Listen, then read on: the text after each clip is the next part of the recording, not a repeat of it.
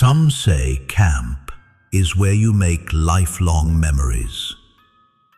Others say it's where you leave something behind. Tonight, we have two campers with stories they were never meant to tell. So zip up your tent and try not to scream, because these stories are true enough to haunt you. I was 15 the first time I went to Camp Ashgrove. It looked like a page out of a brochure: log cabins, a massive shimmering lake, pine trees that made the sky look smaller. Everything smelled like sap and sunscreen. Campers were shouting, counselors were scrambling, and somewhere in that chaos, summer officially started. But from the beginning, something didn't feel right. While everyone was gathered near the mess hall for orientation, I noticed someone standing near the edge of the woods. A man. He wasn't wearing the staff t-shirt, but his camp-issued brown button-up looked like it belonged. Still, he wasn't talking to anyone. He wasn't moving. He was just staring into the trees. When I asked my counselor, a laid-back guy named Connor, who that was, he looked confused. What guy? I pointed toward the trees, but the man was already gone. Connor shrugged. Probably one of the maintenance guys, he said. They're weird.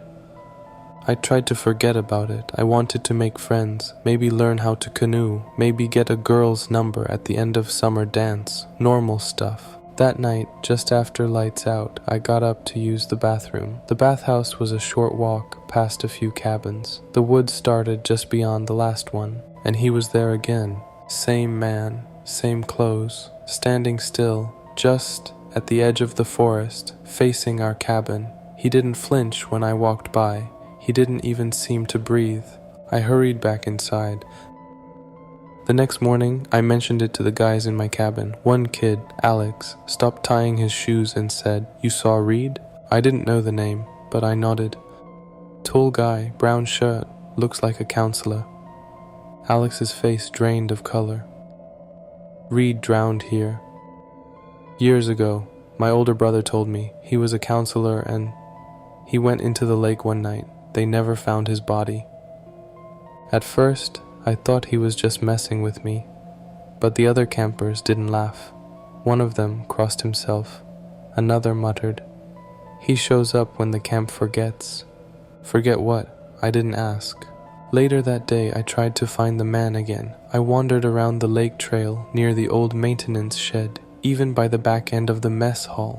Nothing, no trace of him, no footprints, no reason to be scared. But that night, something changed. I woke up around 2 a.m., not to a noise, to silence. The kind of silence that feels heavy, the kind where even the crickets know to shut up. Then I heard it. Footsteps.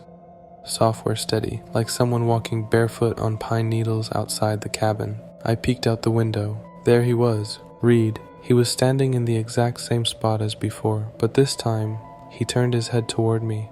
No expression, just eyes. And then he walked into the forest. I don't know what possessed me to follow. Maybe I wanted proof. Maybe I was half asleep.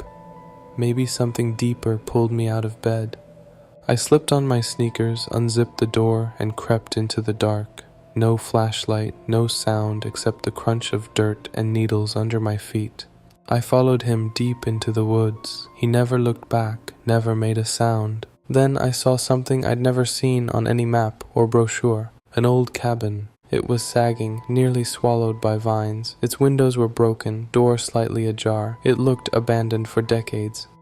I pushed the door open. The air inside was thick and warm, like the breath of something alive. Dust hung in the air, and the walls were covered with photos.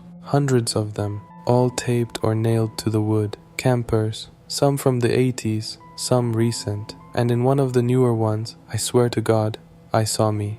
Sitting on a bench outside our cabin, laughing. But I never took that photo. I never posed for it. On the table in the center of the room sat a journal. Most pages were rotten or missing, but one page was clean. The ink was red, and it said, "They don't remember, but I do." I backed away. That sweet smell returned, thicker now, like rotting flowers or meat left in the sun. A floorboard creaked behind me. I spun around. No one.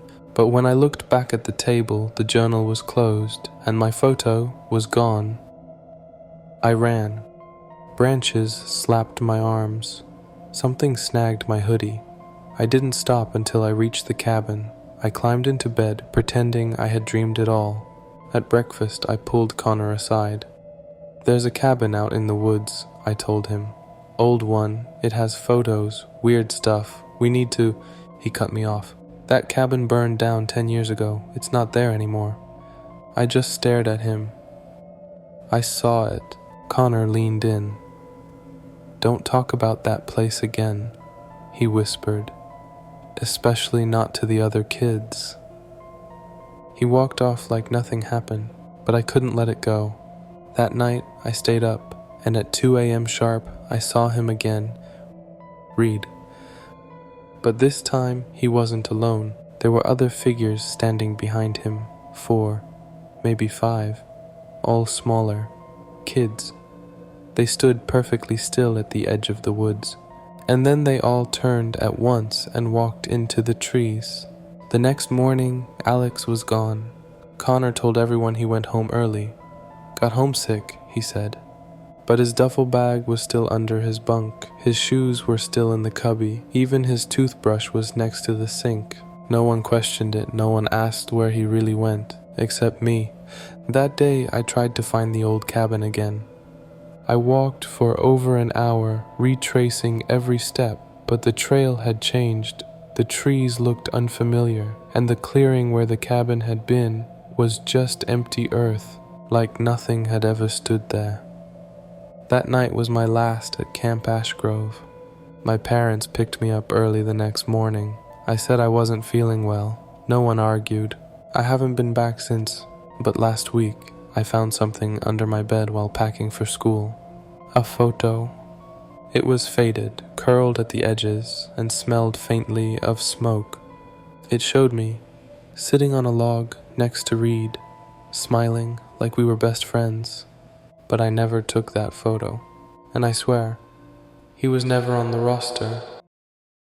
There's something about summer camps that draws out the worst in the woods. Too many kids, too few adults, and just enough space between the cabins for something else to slip in unnoticed. This next story comes from a girl who thought her summer job would be easy until she found out the camp was hiding something far older and far hungrier than she could have imagined. When I took the job at Camp Echo Pine, I thought it'd be an easy summer. Just some arts and crafts, a few bug bites, maybe a camp crush or two. I was 17, fresh out of school, and ready to play cool counselor for a bunch of middle school kids who couldn't tell I was barely older than them. The camp was deep in the Minnesota woods. No cell signal, no nearby towns, just a crooked gravel road winding down to a lake that looked like glass. The cabins were old but charming. The kids were loud but manageable. And the other counselors? Well, they were friendly enough. But there was one thing that bugged me from the start: the campfire circle. Every Thursday night, right before lights out, we'd gather the campers for songs and marshmallows. Normal stuff, except we weren't allowed to pick the songs. Each time, one of the senior counselors, usually an older guy named Tom, would lead us in the song. Just one. Same tune, same lyrics, same order, no changes, no skipping, and God forbid you didn't sing along. I didn't think much of it at first. The kids loved it, swaying, laughing, clapping off beat like they'd done it 100 times before. The lyrics were weird, old-fashioned, almost nursery rhyme-like, and the melody was slow, almost hypnotic. It went something like, one by one, the lights go black. Campers sleep and don't come back. Ashes fall and coals still burn. Wait your turn. Wait your turn. The first time I heard it, I laughed. It sounded like something you'd make up to creep out your little cousin. But no one else laughed. Not the kids, not the counselors. They sang it like it mattered.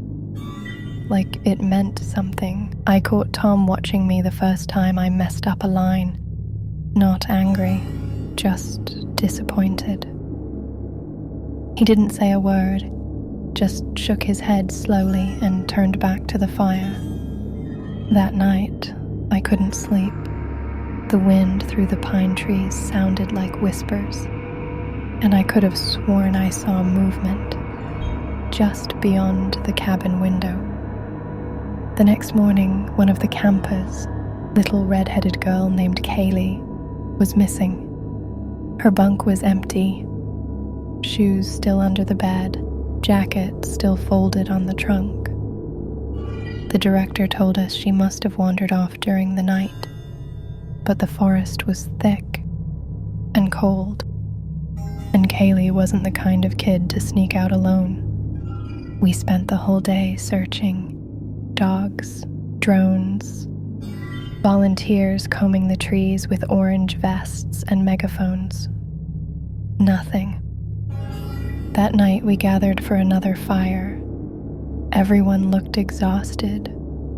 Some kids were crying, but we still sang the song. I didn't want to. None of us did, but Tom made sure we did.